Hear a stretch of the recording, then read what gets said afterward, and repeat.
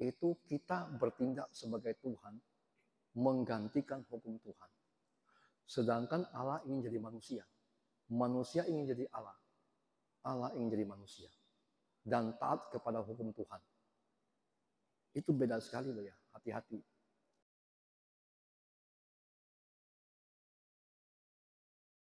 Tuhan bersamamu.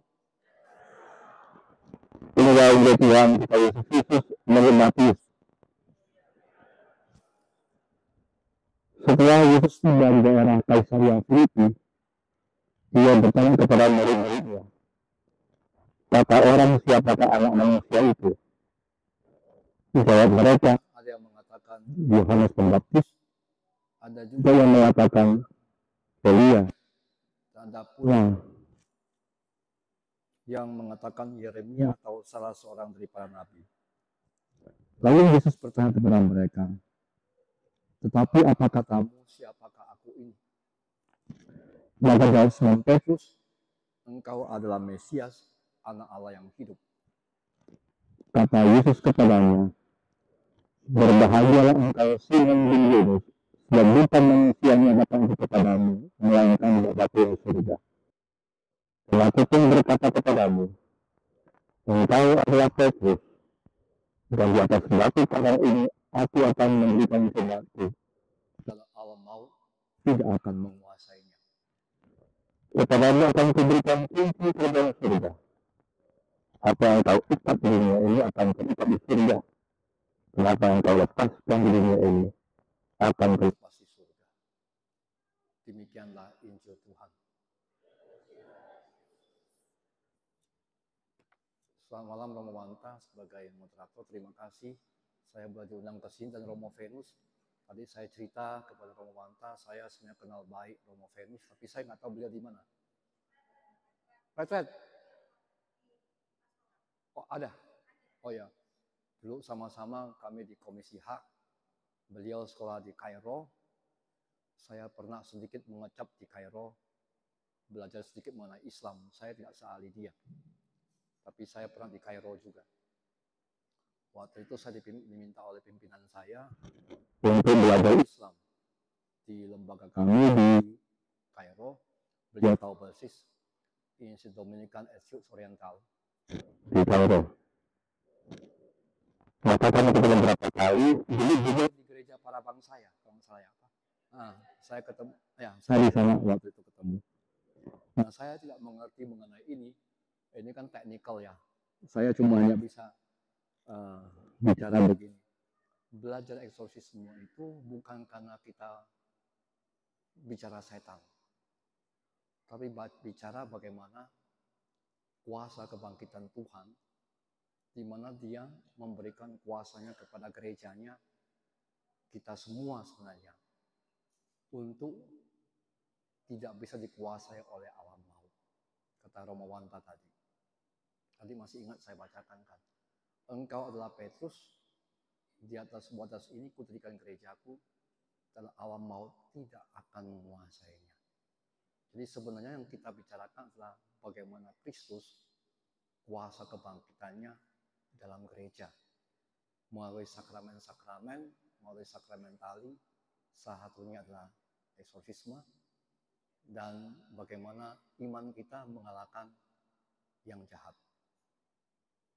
Tapi banyak orang tidak mengerti pelayanan gereja yang seagung ini menjadi semacam klinik. Saya nggak tahu klinik itu apa, dukun nanti ya. Jadi kadang-kadang itu tidak mengerti, maka akhirnya malah aneh-aneh. Untuk itu saya memenuhi undangan, terima kasih Romo Wanta, Romo Venus juga, untuk bicara sedikit mengenai landasan teologi Katolik mengenai eksorsisme.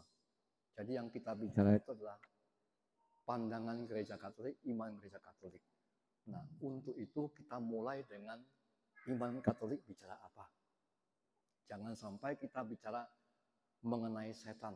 Karena setan itu tidak ada artinya tanpa mengerti Tuhan, mengerti malaikat. Karena setan itu malaikat yang jatuh. Maka dari itu saya akan ajak melihat bagaimana penciptaan, ya, malaikat, setan, baru pelayanan eksorsisme. Saya mulai. Tolong Civeta.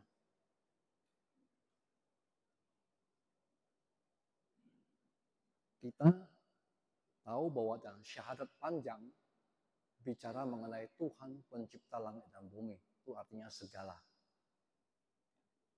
Dan dalam syahadat Nikea Konstantinopel lebih sedikit lagi yang kelihatan dan tidak kelihatan. Aku percaya karena satu Allah, Bapa yang Maha Kuasa, pencipta langit dan bumi, dan akan sesuatu yang kelihatan dan tak kelihatan. Nah, itu berarti kenyataan, realitas di mana kita termasuk di dalamnya terbagi dalam dunia, kosmos. Artinya ya dunia, batu-batuan segala macam binatang, dan alam semesta, manusia, dan dunia yang tidak kelihatan, yang tidak lain adalah malaikat. Jadi dunia yang tidak kelihatan itu adalah malaikat. Nantinya setan. Jadi kalau orang langsung bicara setan sudah salah dari awal. Makanya biasanya saya memberikan seminar, banyak orang hadir, hanya ingin tahu setan, sudah salah. Ya, kita bukan bicara setan, kita bicara realitas kenyataan ciptaan Tuhan, di mana salah satu unsur adalah malaikat, dan malaikat yang jatuh adalah setan. Jadi kalau orang langsung nyentuh setan, dia sudah salah sejak awal. Makanya jatuh pada perdukunan, atau bahasa Jawanya kelentik. Saya nggak tahu gimana bahasakannya. Itu aja. Ya kan? Di sini kelihatan bahwa kenyataan, realitas lebih kompleks daripada yang kita bayangkan. Di samping manusia, ada kosmos, alam semesta, tumbuhan, batuan, binatang, dan kini ada kenyataan lain yang selalu dilupakan, yaitu dunia malaikat. Banyak orang langsung ngundang saya ngomong tentang setan, dia langsung pikir saya akan bicara setan. Itu udah salah dari awal. Kita boleh tidak sadar, tidak tahu, tidak percaya, tapi kenyataan ada malaikat. Itu tidak bisa dilupakan. Itu ajaran iman, dogma Katolik. Maka pertama-tama jangan mulai dengan setan, salah semua. Mulai dengan penciptaan, siapa yang diciptakan oleh Tuhan, dan yang tidak kelihatan, yaitu malaikat. Karena setan sebenarnya bukan tujuan Tuhan menciptakan setan. Setan itu terjadi karena mereka dengan kehendak bebasnya melawan hukum Tuhan. Kalau bahasa Romo Venus, syariah. Nantinya. Terus, Allah menciptakan dari ketiadaan. Memakai sabdanya. Kalau bahasa Arabnya, kalau Romo Venus pasal kun fayakun. Ya, Allah bersabda maka terjadi. Kekuatan sabda Allah itu menciptakan semua. Dan yang paling penting, Allah mengatakan semua diciptakan baik adanya. Nah, yang ini penting loh ya, karena orang Kristen tidak pernah tahu bahwa yang mengatakan kita baik adalah Tuhan, bukan kita loh ya. Dalam kitab suci dikatakan setelah Allah menciptakan segala sesuatu, Dia melihat semuanya perfect, baik adanya. Yang mengatakan kita baik itu bukan kita, tapi Tuhan. Itu yang luar biasa yang tidak pernah kita sadari bahwa dalam kitab suci yang mengatakan kita baik itu bukan kita. Bukan penilaian siapa-siapa. Tuhan yang menilai kita baik. Dan kalau Tuhan menilai kita baik, maka kita baik adanya. Itu aja. Maka ketika kita itu merasa kita ini punya masalah, jangan lupa bahwa sebenarnya bukan masalah yang pertama. Kebaikan yang dilimpahkan Tuhan kepada kita itu yang utama. Karena Dia menciptakan kita dan Dia yang mengatakan. Bahasa Inggris sangat bagus. He declares that all that He has created are perfectly good. Semua yang diciptakan Tuhan, Tuhan sendiri yang mengatakan dasar kita itu baik. Nilai kebaikan ciptaan berasal dari Allah. Maka keberadaan kita sangat berarti karena keluar dari mulut Allah sendiri. Itu yang kadang-kadang kita nggak pernah sangka. Mengapa Allah ingin jadi manusia yang kita baru rayakan, ingin menyelamatkan kita, bukan karena kita baik, tapi karena Allah mengatakan kita baik. Itu aja. Dan dia setia dengan apa yang dikatakan dia. Ya, jadi ketika kita dalam keadaan gimana pun juga, jangan lupa bahwa dasar nilai fundamental kita, dasar kita adalah kita ini sebenarnya baik. Ya. Serusak apakah manusia itu, Allah yang mengatakan kita baik, maka dia ingin menebus kita. Terus, nah, tapi itu masalahnya. Kitab suci mengatakan, kebaikan yang dikatakan Allah itu, pada kita itu punya masalah, yaitu kita jatuh. Dan Kejadian 3 bicara mengenai dosa asal. Dosa asal itu apa? Kalau baca baik-baik adalah, matamu akan terbuka, dan kamu akan seperti Allah, tahu membedakan yang baik dan yang jahat. Artinya apa? Manusia ingin seperti Allah, akhirnya mengganti hukum Tuhan, syariat Tuhan. Buktinya itu, menggantikan hukum Tuhan dengan hukuman buatan manusia. Karena kita ingin mengatakan, saya ini Tuhan, saya berhak untuk membedakan mana yang baik, mana yang buruk. Dan ini terjadi.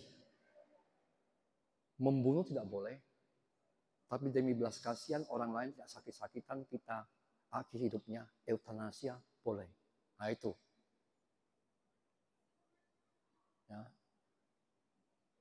Perkawinan antara laki dan perempuan itu kuno. Maka yang sama gender boleh menikah.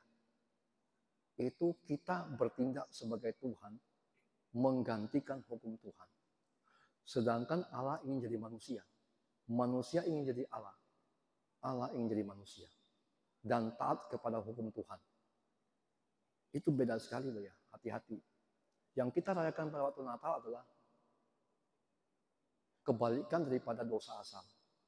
Dosa asal itu manusia ingin jadi Allah. Dalam Natal Allah menjadi manusia. Dalam bentuk hamba. Itu beda sekali loh ya. Dan Yesus taat loh ya, sampai mati. Maka Yesus itu mengikuti syariat Allah. Tidak pernah melanggarnya. Sedangkan manusia karena sudah masalah menjadi Tuhan, dia ingin menciptakan hukumnya sendiri. Dan itu terjadi, nggak usah jauh-jauh. Jadi kalau Bapak Ibu ingin bilang bahwa setan menggoda, itu salah. Kita ini sudah punya masalah, bilang aja gitu. Kita pandai mempelintir kanan, mempelintir kiri. Karena kita ingin jadi Tuhan. Ya, hati-hati. Mana akibatnya? Setan jatuh karena itu nanti kita lihat. Ketika setan menggoda manusia, dia sudah jatuh lebih dahulu ingin jadi Allah dan membuat hukumnya sendiri. Ketika dia menawarkan jatuh yang sama dan manusia menerima, maka manusia menjadi budak pihak yang sudah jatuh lebih dahulu. Jatuh tingkat 2 loh ya. Itu mengerikan loh ya, sebenarnya kalau kamu pikir-pikir. Setan sudah jatuh, kamu bersedia mengabdi kepada yang jatuh. Itu jatuh tingkat 2. Yang bisa menyelamatkan adalah penebusan Allah sendiri dalam diri Yesus Kristus. Itu mutlak. Makanya saya selalu ngomong, Yesus itu bukannya model. Kan banyak stiker kan, Jesus is my model. Setengah benar. Yesus bukannya model. Yesus itu penebus. Kalau model, ya itu dulu ada namanya bid'ah pelagianisme. Maka namanya plagiat itu mencontohkan, menciplakkan. Manusia tidak bisa mencontoh Tuhan. Kalau tidak Tuhan membuat manusia mampu seperti dia dengan pencurahan Roh Kudus dan baptisan. Itu aja. Nanti kita lihat. Nggak bisa ya. Kita nggak bisa seperti Yesus. Kalau Yesus tidak menjadikan kita menjadi manusia baru, itu tidak mungkin. Jadi meniru plagiarisme itu nggak bisa. Jadi itu benar-benar kita harus sadar, Yesus itu penyelamat, penebus. Jadi bukan model tok. Ya, dia yang memampukan kita untuk seperti dia. Kata dia dalam Injil Yohanes, tanpa aku kamu tidak bisa berbuat apa-apa. Terus, penebusan itu berarti penghapusan dosa asal. Diangkat menjadi anak Allah dalam pembenaran Roh Kudus. Mulai sakramen pembaptisan menjadi manusia baru. Ini yang kita rayakan hari ini. Sakramen baptis.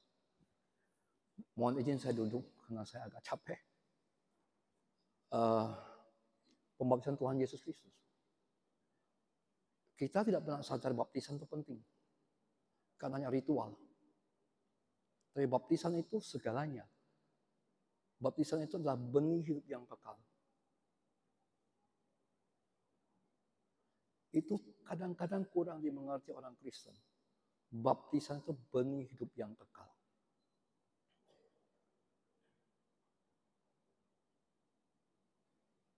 Dan perkembangan kesucian dimulai dengan pembaptisan.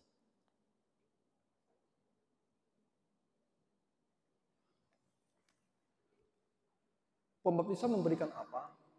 Menjadi anak Allah. Rahmat pengudus, kita dulu belajar di katekismus. Apa itu rahmat pengudus? Bukan barang. Kehadiran Allah Tritunggal. Jadi gini, ketika manusia dalam dosa, adalah layak Allah membenci manusia loh ya. Bukan kata saya, kata Konsili Trenta. Adalah layak Allah membenci manusia. Tapi ketika manusia dibaptis, Allah Tritunggal dalam hati kita yang terdalam. Allah bukan melihat kita lagi.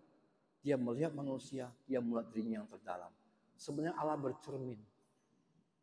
Melihat kita, itu melihat dirinya. Karena dia ada dalam diri kita. Itu sebabnya manusia itu kisra Allah. Karena Allah Tritunggal hadir dalam jiwa kita yang terdalam. Kalau kamu membaca tulisannya Santa Teresa Avila, kamu akan tahu bahwa Santa Teresa Avila membayangkan 7 ruang jiwa. Yang paling dalam adalah bersembunyi Allah Tritunggal. Jadi Allah kalau melihat kita, dia bukan melihat kita, dia melihat dirinya sendiri dalam diri kita. Itulah rahmat pengudus, kehadiran Allah Tritunggal yang Maha Kudus ketika dibaptis. Rahmat pengudus.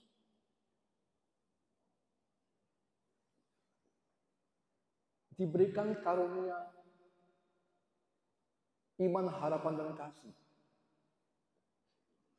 Itu tidak bisa didapat.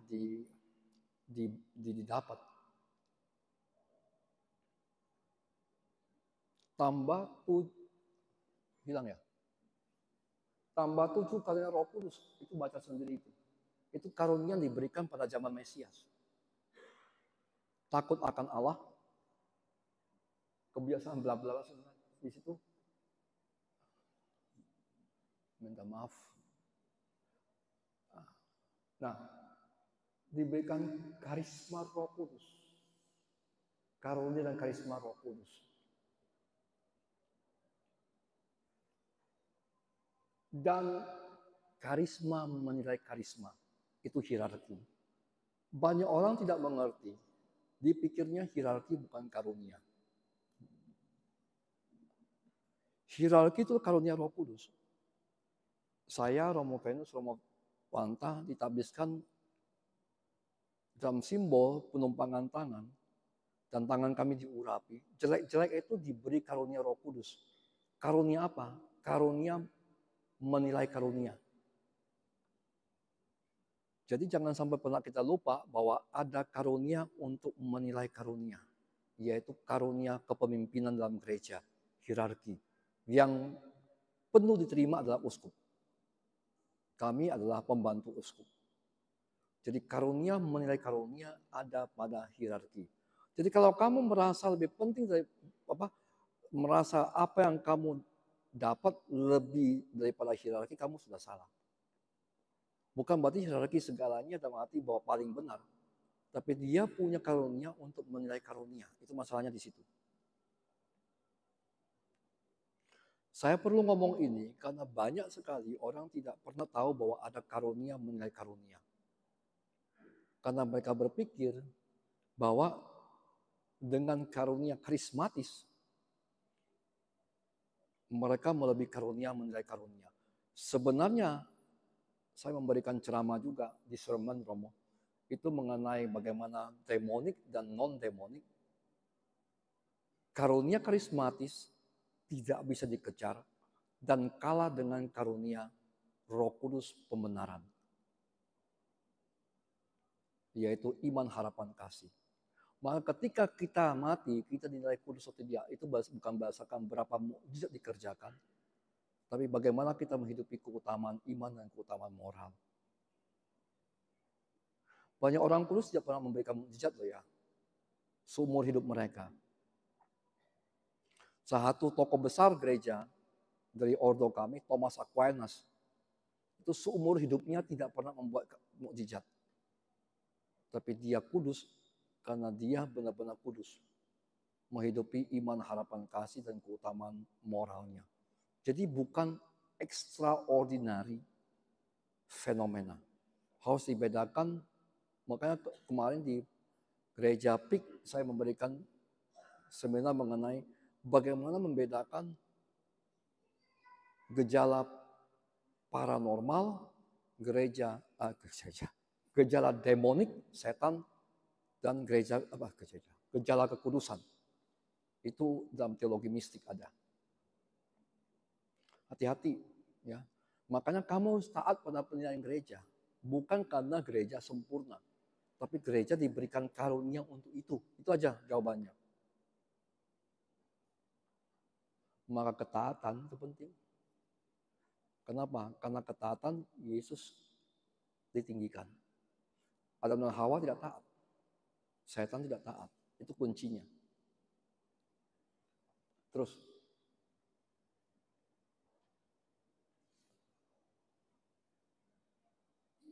Nah, oke, sampai di sini dulu. Oke ya, jelas ya.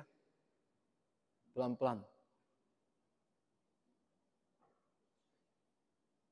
Nah, selanjutnya kita masuk pada dunia malaikat. Mengapa Allah menciptakan malaikat? Itu pertanyaannya. Nah, jawaban satu Thomas Aquinas mengatakan, Allah menciptakan malaikat supaya lebih menyerupai kodratnya yang semata-mata rohani. Itu panjang lebar tuh intinya cuma itu aja. Ngerti nggak? Lalu kenapa manusia yang citra Allah, bukan malaikat citra Allah? Karena Yesus Kristus itu menjadi manusia, itu jawabannya. Kita diciptakan sebagai citra Allah dalam diri Yesus Kristus. Kalau kesesuaian, kesamaan, kepersisan kodrat itu malaikat. Ya. Tapi kalau sebagai citra Allah itu manusia. Semata-mata rohani artinya tidak bertumbuh. Oke? Jelas ya? Nah, ini semua masalah muncul di sini. Terus.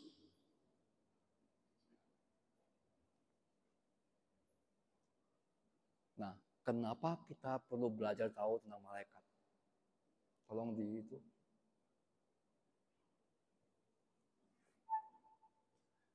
Karena bicara malaikat itu bukan bicara tentang malaikat, bicara tentang nasib kita. Panggilan kita adalah kerajaan Allah. Dan sisi terpenting manusia adalah sisi spiritual. Dan dunia malaikat membuktikan kerajaan Allah sungguh ada. Dan kita dipanggil nantinya seperti mereka. Masih ingat kisah bagaimana Yesus Tuhan dicobai oleh orang Saduki? 3 orang, satu perempuan menikah 7 kali. Siapa suaminya? Apa jawab Tuhan Yesus? Kamu sesat. Orang yang sudah dalam kebangkitan, mereka tidak kawin dan mengkawinkan. Mereka seperti malaikat. Seperti itu tidak sama dengan ya. Manusia tidak bisa menjadi malaikat. Manusia tetap manusia. Seperti malaikat bisa. Nanti. Setelah kita tidak ada tubuh lagi. Badan kita yang sekarang hina. Tapi bukan berarti satu dengan malaikat sama dengan malaikat ya. Anjing tidak mungkin jadi manusia. Itu aja. Meskipun anjing masuk surga. Gitu, kasarnya begitulah. Manusia pun tidak bisa menjadi malaikat. Malaikat pun tidak bisa menjadi manusia. Karena apa? Karena kodratnya beda. Tapi seperti bisa. Ngerti nggak? Apa yang dibandingkan ketidaktubuhannya. Ngerti nggak? Jelas ya? Jelas? Mudah-mudahan jelas. Ya, gini loh, malaikat itu beda spesiesnya dengan kita. Kalau bahasa biologinya, kita itu spesiesnya manusia, malaikat spesiesnya malaikat. Nggak bisa tukar. Kita nggak bisa jadi tumbuhan. Kita nggak bisa menjadi binatang. Anjing yang kamu sayangi, saya itu kan suka anjing Shih Tzu juga. Ya, anjing Shih Tzu saya itu tidur dengan saya, peluk-pelukan dengan saya.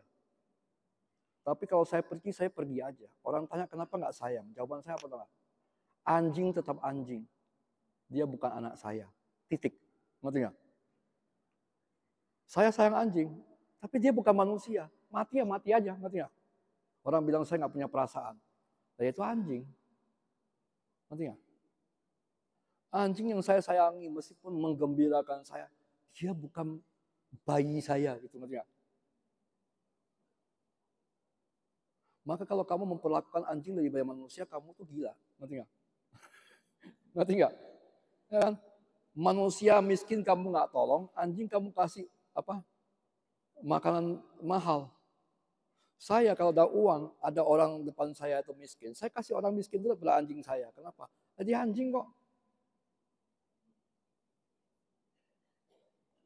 Nggak ada hak asasi anjing gitu loh, ngerti nggak? Yang ada hak asasi manusia, ngerti nggak? Jelas? Makanya jangan dibolak-balik. Maka ada yang pertanyaan saya, kalau bayi meninggal jadi malaikat nggak? Nggak akan mungkin jadi malaikat. Dia tetap bayi, manusia. Bahwa dia mempunyai kualitas seperti malaikat, ya seperti malaikat bisa. Tapi jadi malaikat nggak mungkin, karena dia manusia, spesiesnya manusia. Ngerti nggak? Jelas sekarang mungkin lebih jelas ya. Kalau tidak jelas kasih tahu saya, karena saya nggak tahu apa yang saya omongkan juga kadang-kadang. Terus,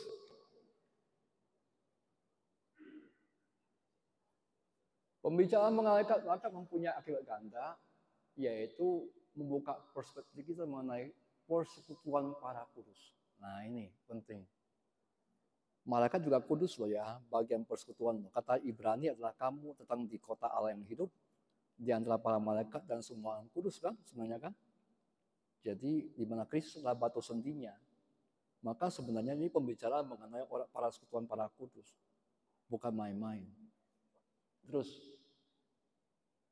nah kerajaan Allah itu bukan palsu, karena sudah ada yang menghidupi dulu, yaitu para malaikat sebelum kita mati maksudnya.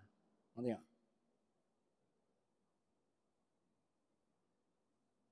Jadi itu bukan cita-cita palsu. Ya kan? Omong kosong. Ngerti nggak? Jadi kita perlu bicara malaikat bukan karena kita suka malaikat. Tapi karena kita bicara tentang nasib kita sebenarnya. Ngerti nggak? Jelas supaya pelan-pelan. Terus, apa hakikat malaikat? Terus langsung aja nggak apa? Saya ini bingung. Santo Agustus mengatakan, sejak awal malaikat itu bukan nama, tetapi kata kerja. Artinya yang diutus menjalankan misi. Sedangkan kodrat malaikat adalah roh murni. Ya tadi, mengapa Allah menciptakan malaikat perlu ada kepersisan yang tanpa tubuh. Rohani semata-mata. Maka kodrat mereka roh murni. Tapi mereka itu diciptakan untuk misi. Jadi bukan untuk main-main. Untuk pajangan. Nanti nggak? Jelas? Terus, mereka tidak berbadan. Akhirnya tidak perlu makan dan minum. Kawin dan mengkawinkan. Ini penting ya. Karena banyak orang Katolik terjebak. Datang ke dukun, dukunnya mengatakan kalau mau sembuh perlu 10 kerbau. Teman-teman, malaikat kodratnya rohani. Setan itu malaikat yang jatuh, sama-sama rohani. Tidak perlu makan, oke? Tidak perlu barang-barang. Yang perlu barang itu dukunnya, ngerti nggak? Kalau dia bilang, saya untuk kamu sembuh perlu 10 kerbau, perlu mahar 10 juta. Tidak ada setan atau malaikat yang butuh uang. Dan tidak bisa makan. Karena tidak punya badan mau makan apa. Maka yang butuh dukunnya. Maka jangan ditipu. Atau dia mengatakan ada yang di belakang kamu suka kamu. Malaikat tidak pernah suka kamu atau tidak suka kamu. Yang dia punya cuma apa? Cinta atau benci. Yang cinta malaikat, yang benci setan. Selesai itu masalahnya. Jadi tidak pernah akan tertarik dengan kamu. Nggak ada kata malaikat tertarik kamu secara seksual dan kecantikan. Nggak ada. Karena mereka tidak punya emosi. Ngerti nggak? Tidak bisa. Jadi saya manusia bisa tertarik kamu, bisa tidak suka kamu karena saya punya emosi. Emosi bukan marah ya, emotions. Kalau bahasa Inggris lebih bagus, passions. Ngerti nggak? Kalau malaikat itu tidak ada. Cuma malaikat mencintai manusia karena dia tahu Allah mencintai manusia. Setan membenci manusia karena dia membenci Allah. Titik. Jadi tidak mungkin dia butuh makan, butuh baju. Kalau misalnya ada yang mengatakan, kamu harus sembuh, butuh sekian-sekian tuh, yang butuh dukunnya. Titik. Udah, percaya saya. Kenapa? Setan tidak butuh kerbau. Dia mau makan dari mana? Dia nggak punya badan. Ngerti nggak? Dia juga nggak butuh uang. Maka kamu jangan ditipu. Kebanyakan orang tadi ditipu di situ. Nanti saya akan jelaskan lagi kenapa setan bisa berdoa. Nanti. Ya, pelan-pelan ya. Pertama dulu, jangan ditipu bahwa untuk sembuh, kamu kan kadang-kadang datang kepada mereka yang katanya punya kelebihan. Mau sembuh ini harus bayar sekian. Nggak perlu. Kenapa? Karena mereka nggak butuh. Yang butuh dukunnya gitu aja. Saya butuh uang karena mau beli tiket pulang. Yang mau ya. Tapi kalau malaikat tidak perlu tiket, kenapa? Dia bisa langsung begini-begini pergi kok tanpa itu. Dia nggak punya badan. Cuma satu hal ya, mereka roh murni, mereka tak tercipta dan terbatas. Malaikat tidak mungkin sama dengan Allah, meskipun tidak punya badan. Maka setan tidak mungkin kalah menang dengan Allah. Ngerti nggak maksudnya? Itu sebabnya. Terus, ini yang kadang orang nggak ngerti. Malaikat itu karena roh murni. Setiap malaikat itu unik dan spesies sendiri. Itu yang bahaya orang nggak ngerti. Kalau kita tuh banyak pribadi, satu spesies kan, manusia kan. Kalau malaikat, setiap malaikat adalah spesies tersendiri. Berapa spesies malaikat adalah berapa malaikat yang diciptakan Tuhan. Dan saya tidak tahu dan tidak ada yang tahu. Dan jangan pernah saya tahu. Karena itu adalah urusan Tuhan. Ngerti? Jadi malaikat itu unik sama sekali. Gabriel, Rafael, dan Mikael itu tidak pernah sama. Karena diciptakan untuk tugas tertentu. Ngerti? Jadi tidak ada malaikat yang satu spesies. Nggak ada. Yang ada adalah masing-masing adalah spesiesnya untuk diri sendiri. Malaikat karena makhluk rohani tidak dapat mati. Tapi awas ya, tidak dapat mati tidak sama dengan kekal. Hanya Allah yang kekal. Karena kekal artinya tidak ada awal, tidak ada akhir. Hanya pada Tuhan. Malaikat ada awal waktu diciptakan. Memang tidak ada akhir. Tapi dia tidak kekal. Sebelum diciptakan Tuhan tidak ada malaikat. Ya kan? Hanya Tuhan yang tidak punya awal, tidak punya akhir. Maka kekekalan hanya pada Tuhan. Malaikat tidak kekal. Tapi tidak dapat mati. Itu beda lagi loh ya. Bedakan kekal dan tidak dapat mati. Terus. Nah, sebelumnya saya minta minum boleh nggak? Ini haus nih. Sorry Mo. Nggak apa Mo, saya ambil Mo. Makasih ya. Makasih. Makasih Mo.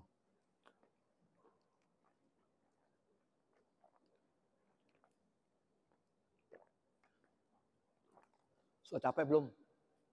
Kalau capek saya berhenti loh ya. Daripada kamu capek pikir, ya kan?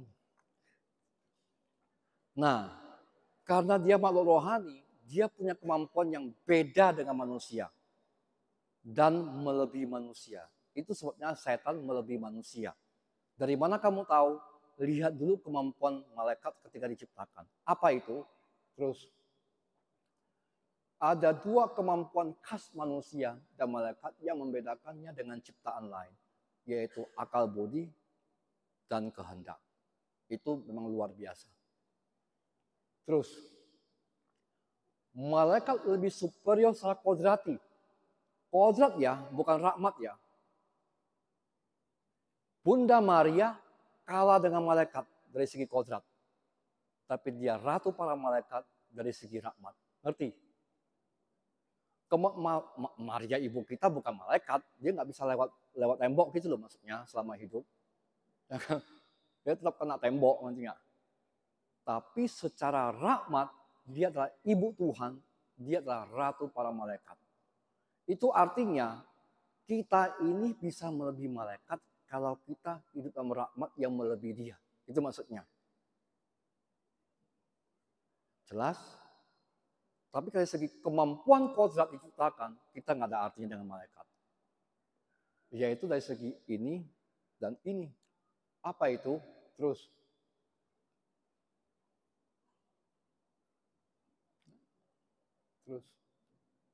Slide.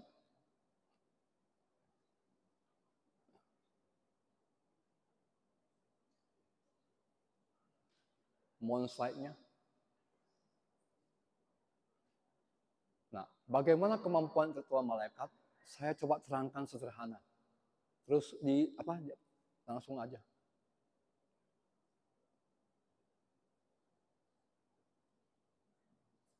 Langsung saja. Satu, malaikat tidak perlu belajar.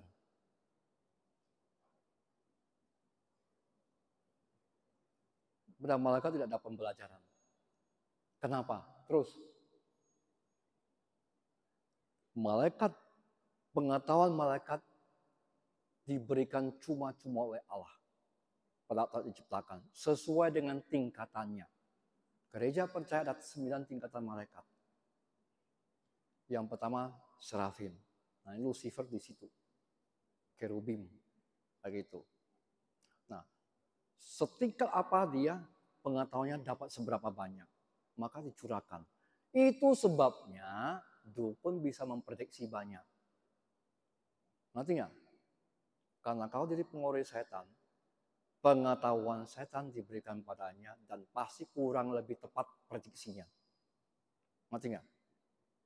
Orang yang bisa membaca kanan kiri adalah orang yang harus dicurigai kena masalah demonik, bukan karunia. Minta maaf. Ya. Jadi kalau kamu bisa mendengar yang aneh, yang nggak biasa, Bapak Ibu, hidup normal aja susah, jangan tak normal. Hidup normal kan mau, itu udah susah. Jangan jadi tidak normal, jadi abnormal. Ngerti nggak? Apalagi paranormal. Ngerti nggak? Jadi hidup normal aja susah-susah, jangan tidak normal. Nanti abnormal kamu. Jadi orang yang bisa mengetahui masa lalu orang sekarang dan masa depan tak tersembunyi, yang tersembunyi, dalam bahasa teologi disebut kemampuan preternatural. Kemampuan itu dimiliki manusia pada waktu Adam dan Hawa. Ngerti nggak? Jadi bukan karunia. Dan setelah jatuh ke dalam dosa, itu bukan wilayah karunia, itu wilayah demonik, saya kasih tahu. Karena dia tahu semua, dicurahkan begitu aja. Jadi dengan setan hubungan tingkat berapa kamu punya hubungan atau dipengaruhi, disitulah kemampuan tingkatmu sampai di mana. Ngerti nggak? Kalau saya mendoakan orang eksorsisme, kadang-kadang saya ngomong, tolong baca dompet saya berapa duitnya. Kamu ketawa, kebanyakan menjawab dengan kurang lebih tepat. Oh ya, saya serius. Karena satu tanda kerasukan atau tanda pengaruh demonik adalah mengetahui pengetahuan yang di luar kemampuan biasa. Jadi kalau kamu punya itu, bukan sabda pengetahuan. Bukan nubuat. Demonik, setan gitu loh maksudnya. Nanti nggak? Maka kadang-kadang kita mesti hati-hati.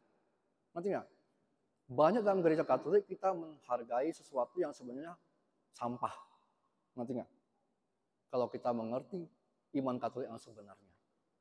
Karena Nah, pengetahuan diberikan cuma-cuma oleh Allah sesuai dengan tindakan dan kebutuhan dalam menjalankan misi. Kenapa setan bisa mengatakan persis? Karena pengetahuannya itu ekstensif, meluas, sampai sebab akibat dan konsekuensi sebuah kenyataan. Itu gila pengetahuan seperti itu. Ngerti nggak? Kita aja belajar nggak sampai seperti itu loh ya. Dia tuh dikasih bahasanya infuse knowledge. Infuse. Ya.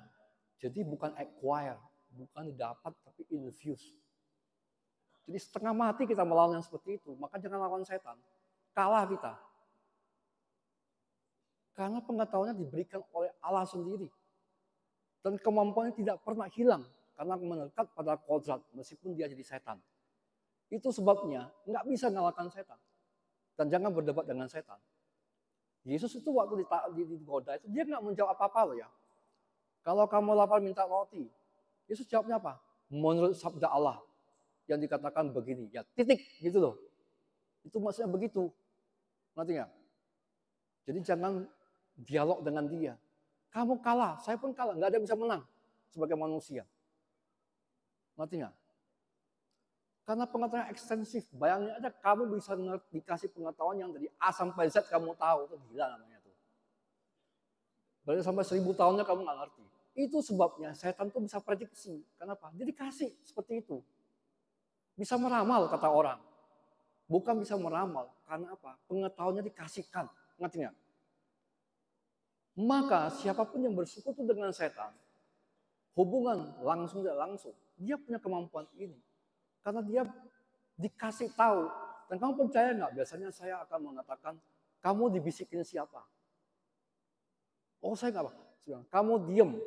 Dan saya doa dalam hati, saya minta dalam pengusiran supaya orang itu, setan itu bicara dengan dia. Keluar.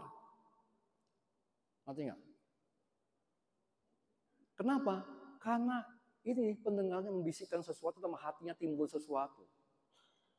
Orang bilang feeling itu loh, ngerti nggak? Sebenarnya bukan feeling biasa, ngerti nggak? Kemampuan seperti itu ada. Dan bagi mereka yang terpengaruh begini, wow, sensitif sekali.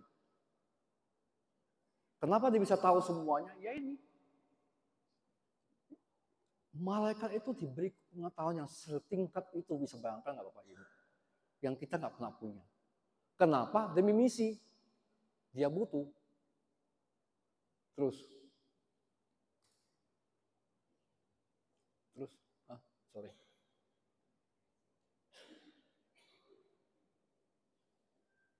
Terus semua aja. Yang berat-berat jangan ya. Meskipun malaikat itu secara kodrati melebihi manusia, namun malaikat tidak bisa mengetahui kehidupan rahasia Allah sejauh tidak diwahyukan Allah. Itu batasnya. Jadi makanya dukun manapun juga pasti ada salahnya. Nama juga meramal, ngerti nggak? Karena ada rahasia Allah hanya diketahui oleh Allah. Kedua, malaikat tidak pernah tahu hati terdalam manusia. Bahaya kalau tahu. Bagi yang berselingkuh. Ketahuan semua. Hanya Allah yang tahu hati terdalam manusia. Karena jangan lupa, di dalam hati manusia yang terdalam. Ketiga, karena pengetahuan mereka dicurahkan, maka pengetahuan mereka sejauh dicurahkan tidak pernah salah. Itu gilanya di situ. Makanya ramalan tuh kurang lebih tepat. Ngerti nggak? Bukan karena orangnya hebat, karena setannya hebat. Karena Allah sudah memberikan dia banyak pengetahuan. Ngerti nggak? Maka jangan terperdaya. Ngerti nggak? Jangan terperdaya. Oh ini orangnya sakti. Tahu banyak. Dan jelas sakti lah kalau dia bersekutu dengan sana. Ngerti nggak? Maka ramalan itu kurang lebih tepat. Tapi banyak ramalan tidak pernah tepat. Kenapa? Ya ini. Tidak bisa tahu ke wahyu. Gitu loh. Allah bisa mengubah dalam penyelenggaraan ilahi sekejap saja apa yang dia mau. Yang kita tidak pernah tahu. Yang kita sangka orang itu akan, siapa yang nyangka bahwa orang disalibkan bersama Yesus masuk surga? Itu penjahat itu. Ngerti nggak? Siapa yang sangka? Hanya dalam 1 second dia bertobat, selesai masalah. Ngerti nggak? Setan mungkin prediksinya dia masuk neraka. Tapi karena kerahiman Allah itu selesai. Maka tidak bisa kamu mengalahkan penyenangan ilahi. Orang mau ramal kamu besok tidak kawin pun nggak ada masalah. Kenapa? Karena kalau Allah ingin kamu kawin, 1 second kamu ketemu jodoh. Ya tante, tenang aja. Ngerti nggak? Ngerti nggak? Jelas? Maka jangan terperdaya seperti itu. Saya tahu di sini banyak sekali yang seperti itu. Ya kan? Saya pernah punya dosen datang ke saya, Romo, saya mau pulang ke Semarang ketemu orang pintar. Saya hampir keluarkan dia loh. Tahu kenapa nggak? Kamu ini S2, dosen. Kamu ngomong kamu ingin ketemu orang pintar, berarti kau bego. Ngapain ngejar tempat saya? Ya kan, S2 pergi ke dukun kampung, katanya dia orang pintar. Lah kamu apa? Orang bodoh. Dosen saya loh, S2, S3. Kalau kau orang pintar, saya pasti keluarkan. Kenapa? Dia ngomong dia bodoh kan? Bayangin aja dosen saya ngomong dia ketemu orang pintar. Berarti dia benar nggak pintar. Buat apa dia di sini? Saya ultimatum dia. Kau mundurkan diri, atau dikeluarkan, atau kau berhenti ketemu orang pintar karena kamu harus ngakui kamu pintar. Kalau nggak, kamu keluar. Saya serius loh. Terus, kita istirahat dulu ya. Karena saya lihat kamu itu capek juga ya. Ya kan? Tadi kan kemampuan akal budi ya. Sekarang kehendak malaikat bagaimana? Yang kehendak tadi itu. Kehendak.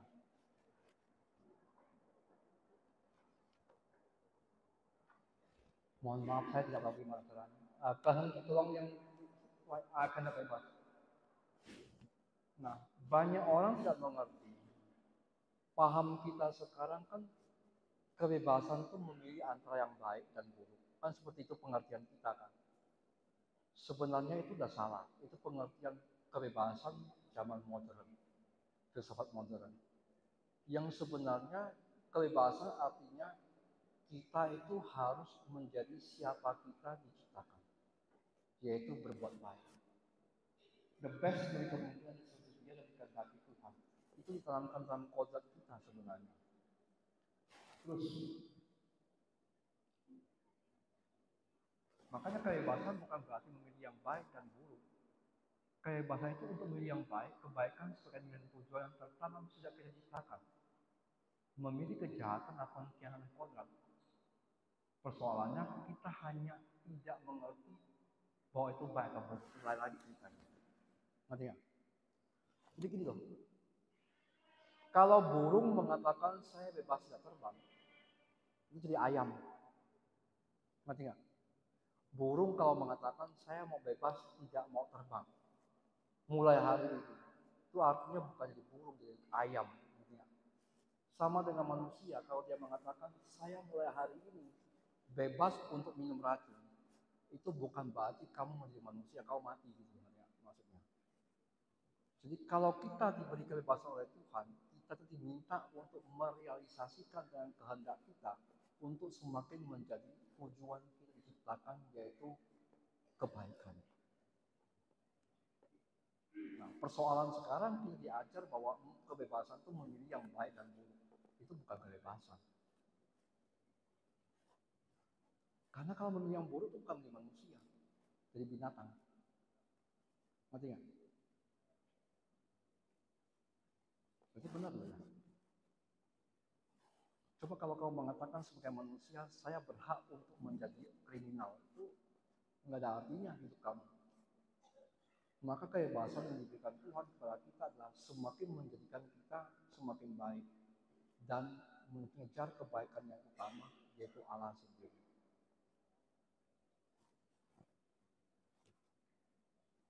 Paham bahwa kita boleh memilih yang baik dan buruk bukan paham gereja Katolik. Itu paham filsafat modern yang seolah-olah bisa memilih yang baik dan buruk. Enggak, kita bukan disuruh memilih yang baik dan buruk. Kita disuruh untuk merealisasikan dengan kehendak bebas untuk bisa menjadi apa yang sebenarnya Tuhan mau dari kita. itu baru benar. Kalau bisa memilih baik dan buruk, itu bukan kebebasan. Karena memilih buruk, kita tidak bebas sebenarnya. Ini aneh memang, kedengaran yang aneh. Nah, kenapa terjadi itu? Karena orang tidak mengerti apa hubungan kebaikan terbatas dengan kebaikan tak terbatas itu Allah. Maksudnya begini, apa hubungannya mempunyai Mercedes-Benz dengan masuk surga? Itu jawaban saya. Ya kan? Orang hanya menjadi Mercedes-Benz-nya, lupa masuk surganya. Padahal harus mengkaitkan mempunyai Mercedes-Benz, apa hubungannya masuk surga. Ngerti nggak? Kan seperti itu. Dan sekarang kalau mati masuk surga, mau nggak? Mau atau mau? Mau kan? Saya yakin bahwa banyak yang tidak bisa menjawab karena tidak percaya dengan surga. Gini loh, banyak orang kepada saya percaya neraka, percaya setan, tapi tidak percaya tempatnya setan neraka. Itu bahaya loh. Banyak orang suka mendengar mengenai seminar tentang setan, percaya adanya setan, tapi tidak percaya tempatnya setan, itu neraka. Itu gila menurut saya.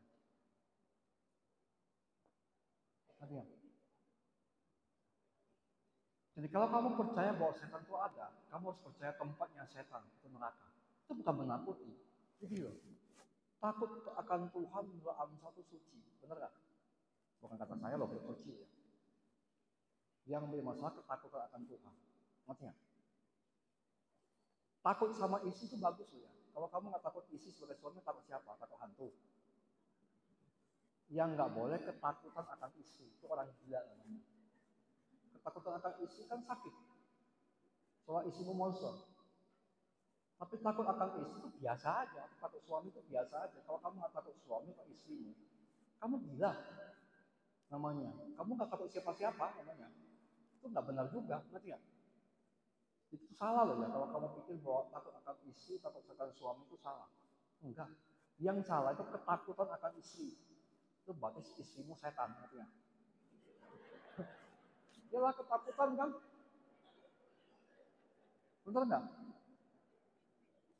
Bedakan antara fear, bahasa Inggris dengan frightening. The fear of God is holy. Takut akan Allah itu suci. Frightening itu mengerikan. Yesus tidak minta kita ketakutan sama dia ya. Hanya orang berdosa dipanggil dia ya. Tapi kalau takut akan Allah, siapa yang tidak takut akan Allah? Kalau kamu tidak takut akan Allah, kamu tidak pernah akan menghormati nama suci Allah. Ngerti nggak? Ketakutan Allah itu biasa, itu suci. Kalau orang nggak takut akan Allah, dia akan lupa segalanya. Tapi ketakutan akan Allah itu sakit namanya. Ngerti nggak? Kita harus bedakan antara sakit dengan sehat. Ngerti nggak? Nah, ini yang jadi masalah. Kadang-kadang kita itu merasa itu baik, padahal itu jahat. Dan kedua, memiliki sesuatu yang tidak ada hubungan dengan kebaikan itu serta cara mencapainya. Mau punya mobil mewah, udah nggak tahu hubungan dengan surga, masih korupsi pula, itu maksudnya. Kan fatal itu. Ngerti nggak?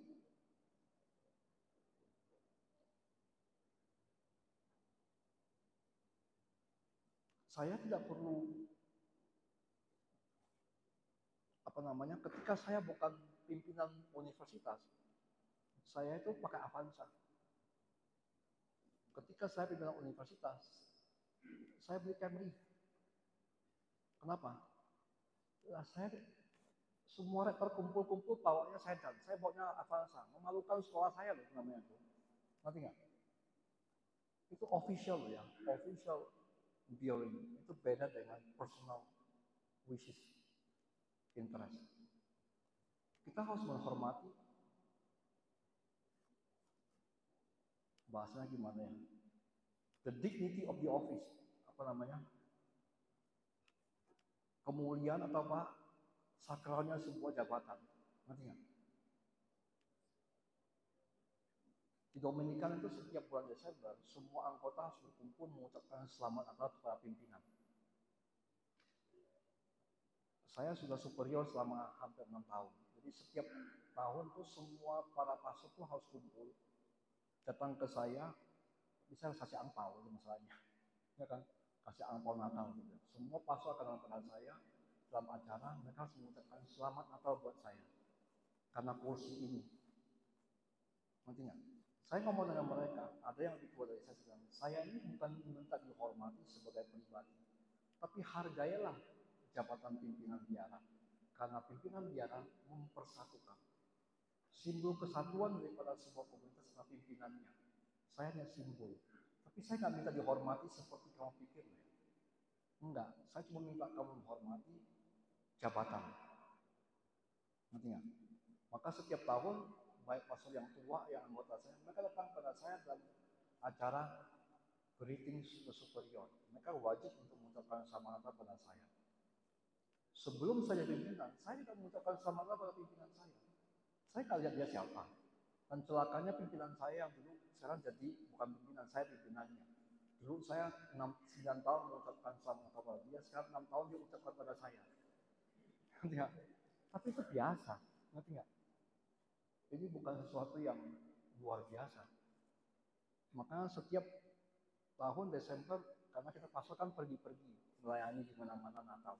Jadi sebelum Natal, mereka kumpul satu acara harus mengucapkan selamat Natal kepada superior.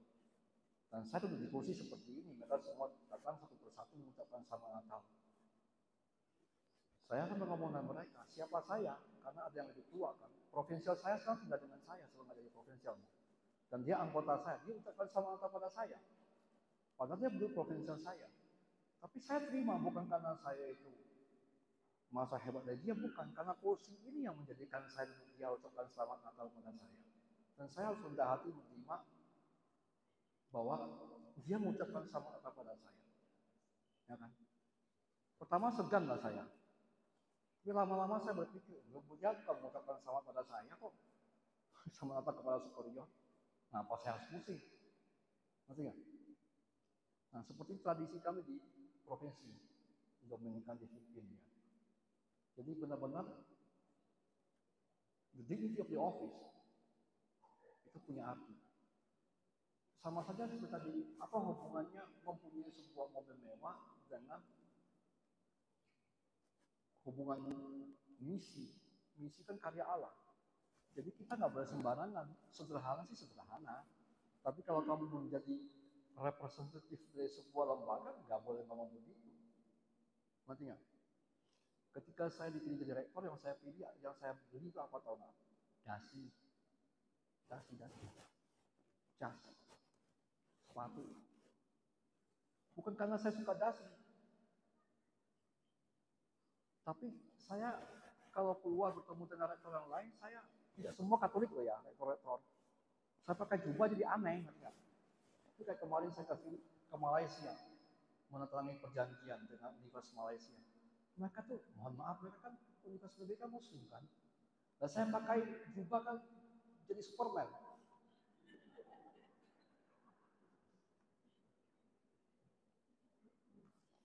Makanya saya pakai jas supaya dimengerti bahasanya untuk semua, ngerti nggak? Ini bukan karena kita itu. Nah, tapi kalau kamu bukan pimpinan, ngapain kamu punya jas seperti itu? Percuma juga kan? Nanti. Sekarang saya pengen punya gadget terbaik. Ini kamu tahu Ultra 23 kan? Kenapa saya butuh? Tiap hari tekan. SK saya di Jakarta mau pakai apa? Ya tekan langsung udah selesai. Tekan cek. Cukup dengan ini kan? Karena saya butuh. Saya nggak pernah pakai Samsung sudah lama, cuma pakai Xiaomi segala macam. Ketika saya butuh, saya minta yang terbaik. Kenapa? Karena saya di Eropa atau di Filipina atau di mana, ketika Romo minta teken, punya capture teken sah, kan itu kan. Kalau enggak, ngapain saya pakai ini? Dulu saya pakai Xiaomi. Ya karena nggak berguna, tekan apa? Suruh ngambil gambar. Saya itu paling jarang foto dan saya nggak suka difoto. Supaya tahu aja, banyak orang bilang saya foto nggak senang. Ya emang saya nggak suka difoto, ngapain saya bawa untuk foto-foto? Nggak ada artinya. Ngerti nggak? Kamu juga, untuk apa kamu pakai tas Louis Vuitton kalau kamu nggak ada artinya? Ya kan? Apa status kamu? Bukan berarti kamu nggak kaya ya. Untuk mau tas itu, ya ada artinya. Karena itu bukan dignity of the office kadang-kadang. Cuma pengen aja. Oh saya tidak punya kepentingan, tapi apa artinya? Itu maksudnya.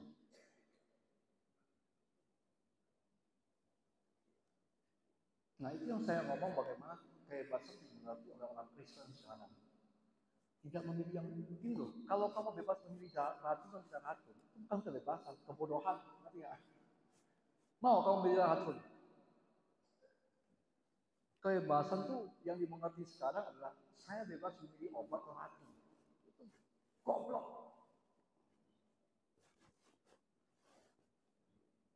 Itu kebebasan, kebodohan. Supaya sembuh bisa obat kan? Dan supaya nafsu manusia ini bertahan hidup, insting bertahan hidup adalah meminta kita pengobatan, bukan meminta kita bunuh diri. Maksudnya begitu. Ya. Apa hubungan yang kita anggap penting dengan hidup kekal? Itu penting.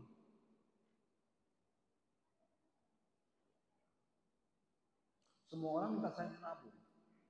Saya nabung itu apa? Anak nggak punya, istri nggak punya. Aneh kan? Kamu mati nggak tahu dikuburkan di mana kan? Saya tahu loh ya. Kalau mau Venus tahu loh ya. Karena itu kuburan paspor. Kamu aja nggak jelas. Ya kan? Saya kalau sakit pasti kelas 1 kan? Mau nabung apa? Emang paspor pernah miskin? Nggak ada paspor miskin. Tidak kaya raya iya. Untuk apa kita nabung dengan punya tabungan 10 miliar kan aneh. Ngerti nggak maksud saya?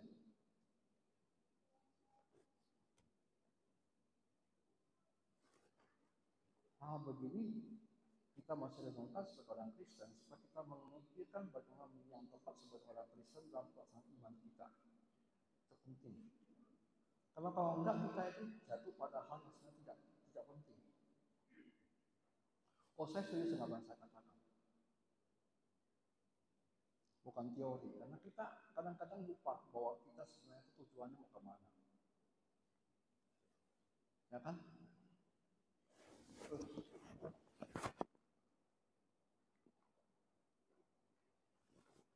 Nah, malaikat itu tetap ciptaan, seperti kita katakan. Pada saat diciptakan, oke, secara pengetahuan bisa menunjukkan kepada mereka apa semuanya. Tetapi sebagai ciptaan, dia tetap harus mengejar kebaikan, memilih kebaikan yang semakin baik. Dan dia harus memilih kebaikan di luarnya. Kenapa? Karena malaikat bukan absolut. Hanya pada Allah, kebaikan sama dengan Allah. Karena Allah sang kebaikan, sumber segala kebaikan, dan pemberi kebaikan. Pada ciptaan, kebaikan yang paling utama, yaitu Allah, tidak ada pada ciptaan. Maka dia harus memilih keluarnya, memilih Allah. Terus, malaikat harus memilih salah mencapai kebaikan, dan kebaikan terbatas berhubungan dengan kebaikan juga. Sama aja dengan kita. Karena dia ciptaan. Ngerti nggak? Itu sederhana jawabnya maksudnya. Terus, malaikat juga bisa karena dia bukan sang kebaikan. Kadang-kadang dia gagal melihat itu juga. Terus, dan dia mencintai kebaikan yang terbatas dan lupa tujuan kebaikan absolut itu Tuhan dan cara mencapainya adalah salah. Nanti saya terangkan lebih konkret. Terus,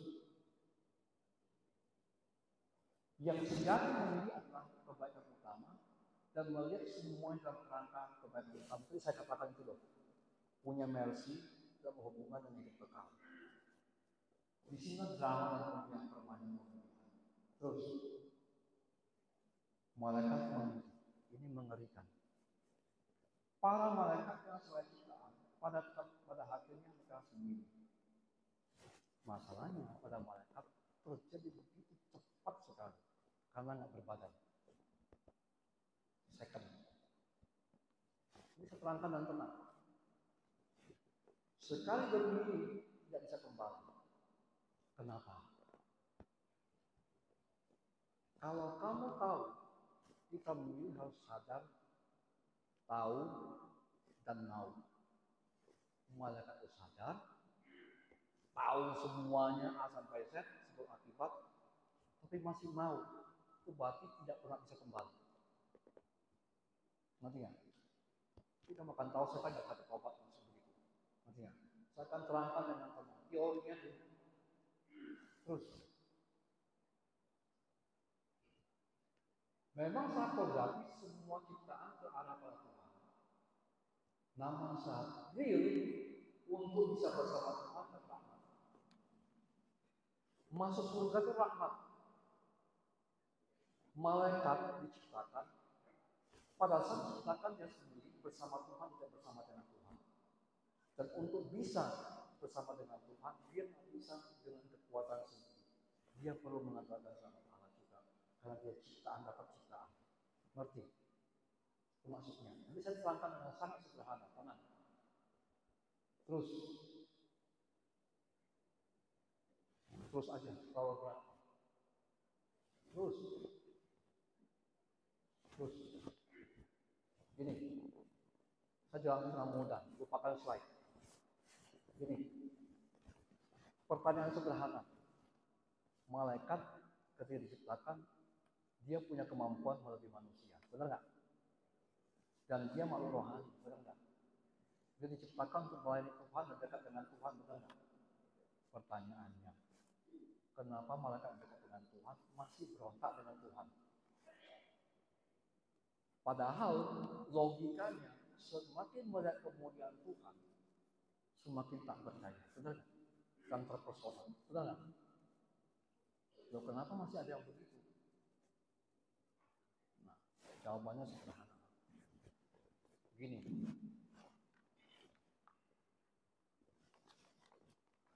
malaikat itu pengen kemuliaan Tuhan setelah melihat kemuliaan Tuhan. Kamu mau nggak mempunyai kemuliaan seperti Tuhan? Mau nggak? Mau. Saya juga mau kok. Sampai sini nggak salah. Sampai di sini kita nggak salah loh ya. Kita dipanggil untuk menjadi kudus, menjadi sempurna seperti Bapakmu di surga sempurna adanya. Benar nggak? Oh, sampai di sini bagus. Tapi ada masalah. Bagaimana kamu sempurna seperti Bapak sempurna? Ada dua cara.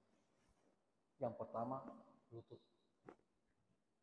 Mohon Tuhan memberikan bantuan supaya kita sempurna seperti Dia sempurna adanya. Bahkan kalau kita berdosa, kita berlutut mohon pengampunan. Benar nggak? Itu cara benar kan? Cara kedua, itu cara Lucifer. Dia melihat kemuliaan Tuhan begitu berkilau dan indah. Dia ingin memilikinya. Sampai sini benar kan? Yang salahnya gini, dia ingin memilikinya dengan kemampuan dia sendiri, itu masalahnya. Karena dia merasa luar biasa, dia lupa dia ciptaan Tuhan. Dia mau mengambil kemuliaan Tuhan dengan kekuatannya sendiri. Itu masalahnya. Maka disebut dosa setan itu kesombongan. Artinya, dia ingin masuk surga tanpa bantuan Tuhan. Malah mau kudeta bahasa kita sekarang. Nanti nggak? Itu masalah dia. Maka semua teori itu sederhana sekali jawabannya. Tapi kan ya saya harus buat begitu bukan apa. Karena saya lagi membuat artikel juga. Kalau ngomong sederhana nggak terima. Ya, teorinya masih jelas. Tapi nggak. Jadi sebenarnya masalah. Jadi Lucifer ingin mendapatkan kemuliaan Tuhan, ingin masuk surga, melihat kemuliaan Allah lebih dekat dan bahkan diilahikan.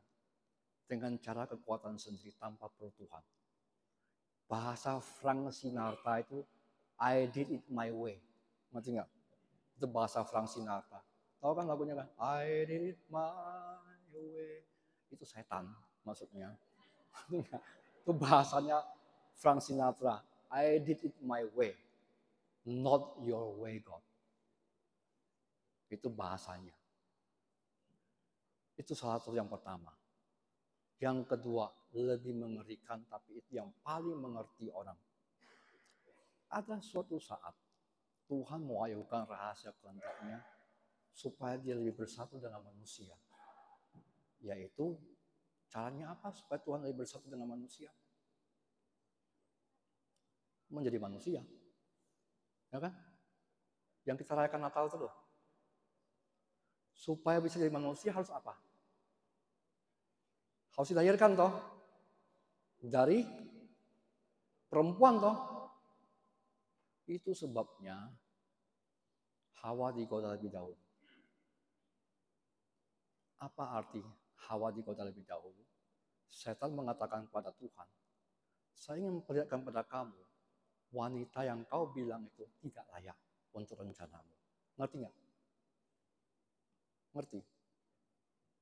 Maka kalau setan menggoda Hawa lebih dahulu, maksudnya itu supaya putra Allah yang akan menjadi manusia dan lahir dari seorang wanita dikatakan oleh setan, kau tuh memang bego Tuhan. Bahasanya begitulah, bahasa prokem.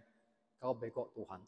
Karena wanita yang kau pikir bisa melaksanakan rencanamu, tidak mampu melaksanakan. Tak goda pasti jatuh. Nah buktinya tuh kan, Hawa kan. Betul nggak? Kenapa setan takut Allah menjadi manusia? Karena dia akan melayani manusia. Bukan melayani manusia seperti kita. Yesus Kristus itu adalah Allah dan manusia, loh, jangan lupa ya. Maka kitab Ibrani mengatakan, bukan kepada malaikat dia mengatakan, kamu anakku, tapi kepada keturunan Abraham. Kenapa? Karena dari keturunan Abraham lahirlah Yesus Kristus penyelamat. Dia itu sungguh Allah dan sungguh manusia. Ngerti nggak? Dan wanita yang melahirkan Tuhan itu akan menjadi ratunya, bosnya. Ngerti nggak? Makanya dia benci sekali ya tentang peristiwa Natal. Dan setan ingin mengatakan bahwa wanita tidak layak melaksanakan rencana Tuhan. Tapi setan lupa, Tuhan tidak seperti setan. Dia mampu menciptakan wanita yang melebihi semua wanita. Siapa? Ibu Maria. Ngerti nggak? Ibu Maria itu wanita yang sangat unik, yang tidak pernah ada sebelumnya, tidak pernah ada sesudahnya, yang seperti Ibu Maria. Titik. Ngerti nggak? Maka kita berdoa, terpujilah engkau di antara semua wanita. Kita pikir itu semua wanita satu-satunya muncul dia. Salah. Maksudnya adalah Bunda Maria itu terpuji di antara semua perempuan karena tidak pernah ada perempuan sebelum dia seperti dia dan tidak pernah akan ada lagi perempuan yang seperti dia di masa mendatang. Satu-satunya perempuan yang pernah ada yang dipikirkan Tuhan untuk rencana semuanya perawan suci Maria. Ngerti? Itu sebabnya setan benci Maria. Ngerti nggak? Makanya kalau orang tanya saya, kalau ada masalah demonik, doa apa? Rosario. Dia pikir saya main-main. Dia pikir saya tuh jawab asal jawab gitu loh. Daripada jawab panjang-panjang. Mau doa apa Romo? Pikirnya saya tuh, apa namanya tuh? Lagi capek jawab orang gitu ngerti ya. Terserahlah kau gitu. Bukan itu maksud saya. Kenapa saya selalu mengatakan, hormatilah Ibu Maria. Karena dia wanita satu-satunya yang tidak pernah ada sebelumnya. Dan tidak pernah akan ada lagi seperti dia. Karena diciptakan khusus untuk menghancurkan rencana setan. Dan melaksanakan rencana Allah. Dia satu-satunya yang unik di antara semua yang unik. Karena dialah yang menggagalkan semua rencana setan. Ngerti nggak? Dia itulah yang membentuk kelompok baru, ras manusia baru, keturunan Hawa baru. Yang tidak pernah dibayangkan oleh siapapun juga. Itu karena kekuatan ilahi. Ngerti nggak? Karena Tuhan dalam rencana penyerangan ilahinya melebihi semua pikiran manusia. Bahkan yang paling intelijen sekalipun, malaikat yang jatuh sebagai setan. Kamu lihat, malaikat itu kan melebihi manusia, kemampuan berpikirnya. Tapi tidak mungkin melawan rencana Allah. Ngerti nggak? Maka dalam gereja Katolik kita menghormati Ibu Maria. Bukan karena kita terpikir macam-macam. Karena dia itu satu-satunya yang tidak pernah terpikirkan siapapun juga. Tapi dalam rangka penyelamatan Allah, dia adalah benar-benar yang diciptakan khusus untuk tugas ini. Makanya tanggal 1 Januari kita rayakan dia sebagai Ibu Tuhan, Bunda Allah. Nanti enggak? Kita menghormati dia bukan karena kita sembarangan, asal sentimental, membandingkan dia sebagai seorang ibu biasa. Bukan, dia bukan ibu biasa. Dia ibu tata keselamatan baru. Itu sebabnya, saya kasih tahu, mereka yang terkena setan, paling benci tubuh. Maka salah satu indikasi orang pernah punya masalah setan adalah kecenderungan bunuh diri. Karena setan benci tubuh. Kenapa setan benci tubuh? Dia membenci inkarnasi Allah Putra. Menjadi daging. Itu sebabnya dalam Angelus kita mengatakan sabda sudah menjadi daging. Ngerti nggak? Mereka yang punya masalah demonik kuat, pasti kecenderungan bunuhnya kuat. Apalagi mereka yang kena harassment, sexual harassment, atau physical abuse. Biasanya mereka itu paling kuat, gampang dimasuki oleh si jahat.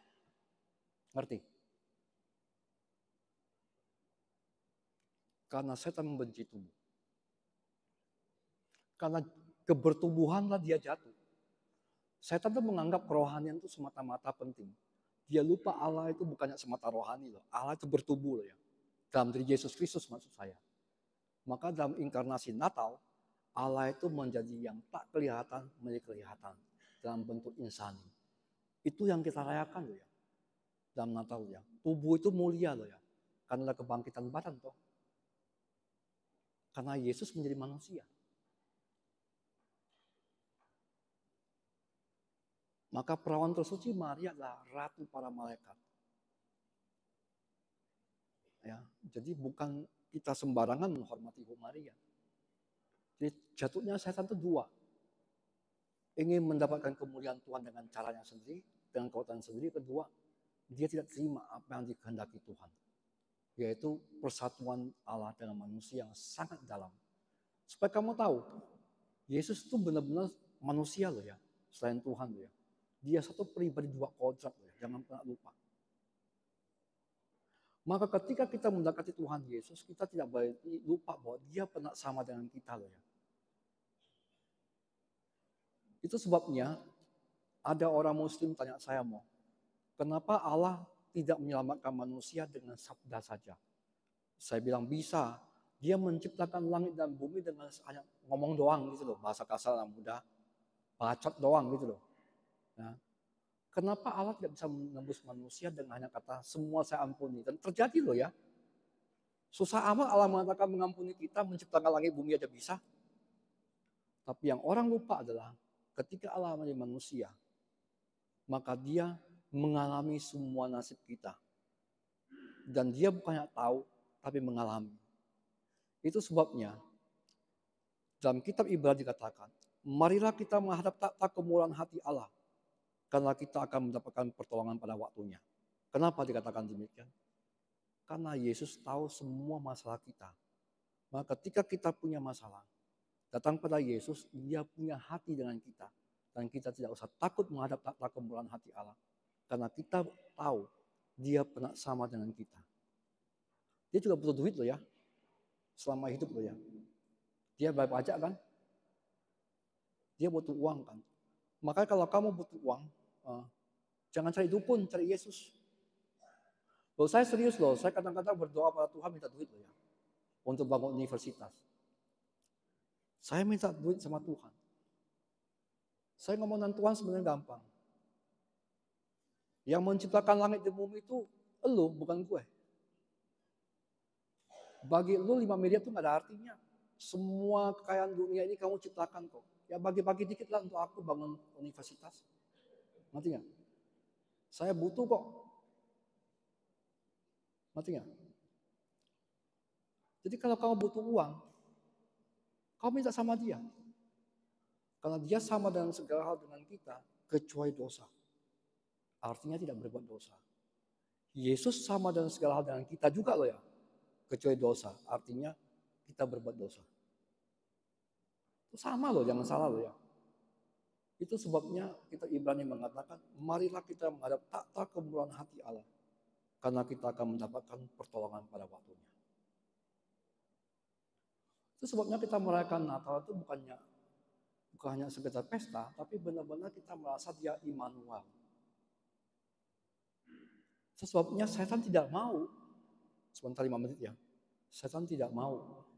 Karena dia tahu dengan begitu, Adam dan manusia tak terpisahkan lagi, selesai saya. Malaikat nggak ada artinya.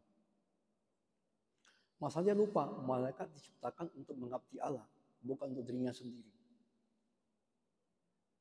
Maka kita Ibrani ngomong, bukan kepada malaikat dia mengatakan hari ini engkau kuperanakan, bukan, hanya keturunan Abraham. Karena Allah, karena kita tahu dari keturunan Abraham itulah Mesias lahir.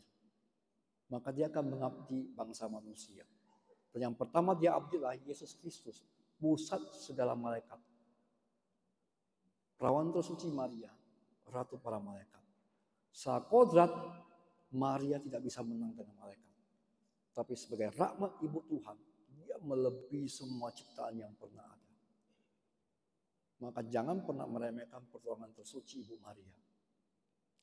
Karena dia ciptakan khusus untuk keselamatan kita, untuk kita.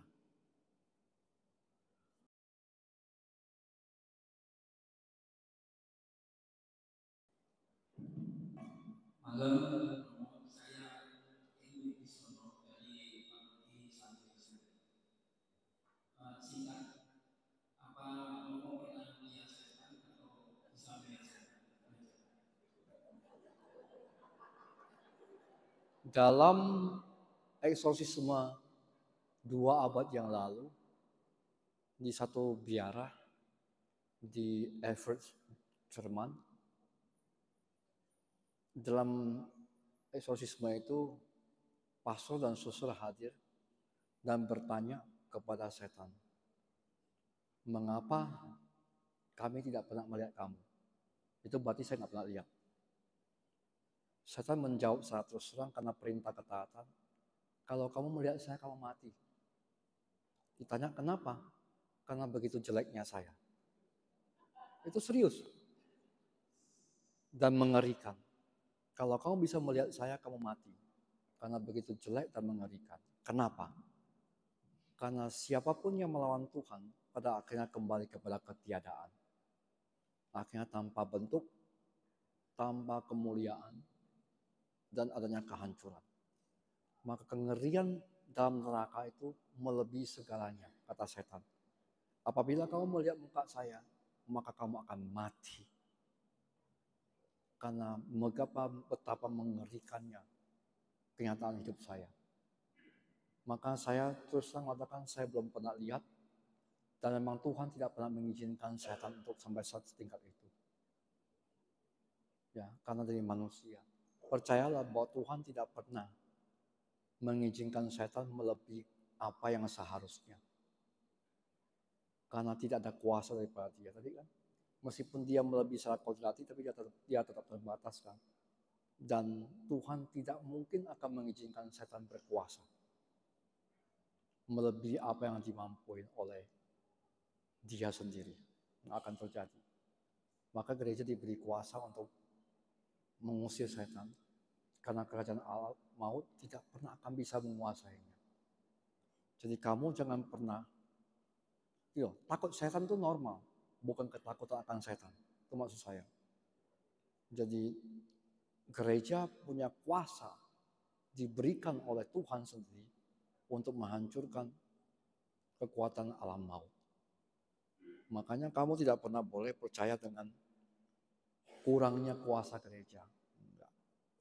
Pengalaman saya menjadi pelayanan saya di eksorsisme sudah seumur imamat saya, 19 tahun. Saya belum pernah melihat setan menang. Bahwa saya kalah nomor 2. Karena kamu mengusir setan bukan karena kamu ya, karena Tuhan. Makanya setan bukan diusir karena suaramu keras, minta maaf. Kadang-kadang orang teriak-teriak, dia sendiri yang kemasukan, bukan orang kemasukan, minta maaf. Ya kan? Setan bukan diusir karena besarnya suaramu, tapi karena besarnya imanmu.